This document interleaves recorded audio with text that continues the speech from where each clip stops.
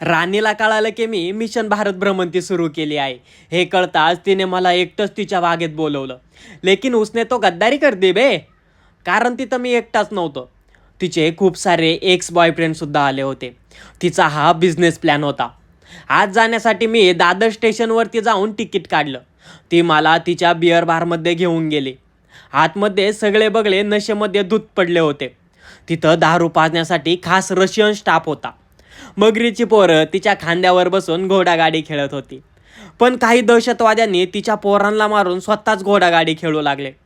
तिला हे सहन न झाल्यानं तिनं पाण्यात बुडून जीव दिला. तिला वाचवण्यासाठी तिचा बॉयफ्रेंडसुद्धा आला होता.